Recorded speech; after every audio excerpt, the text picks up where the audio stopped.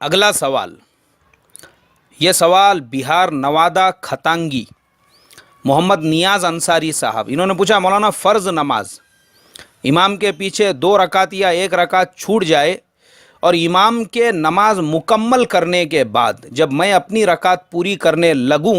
اور اس میں مجھ سے کچھ سہو ہو جاوے تو ایسی صورت میں سجدے سہو کرنا پڑے گا یا نہیں کرنا پڑے گا؟ بھائی ہمارے محمد نیاز انصاری صاحب، آپ کا جواب مجھے ملا ہے بہشتی زیور صفحہ نمبر 234 پر۔ حضرت تھانوی رحمۃ اللہ علیہ نے اس مسئلے کو بہترین انداز میں لکھا کہ مسبوق نے امام کے ساتھ سجدے سہو کیا، پھر جب اپنی باقی نماز پڑھنے لگا تو اس میں اس کو بھی سہو ہو گیا، تو اس کے لیے بھی دوبارہ نماز کے اخیر میں سجدہ سہو کرنا واجب ہوگا۔ پتہ یہ چلا کہ امام کے پیچھے اگر آپ کی رکعتیں چھوٹ چکی ہے اور آپ اپنی 2 رکعت مکمل کرنے کے لیے 4 رکعت والی نماز میں کھڑے ہو گئے،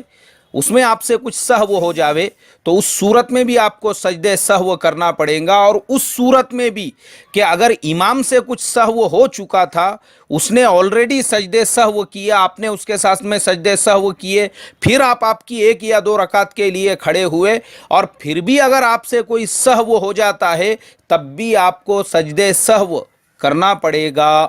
اللہ تبارک و تعالی ہمارے ان بزرگوں، ہمارے ان اکابر کی قبروں پر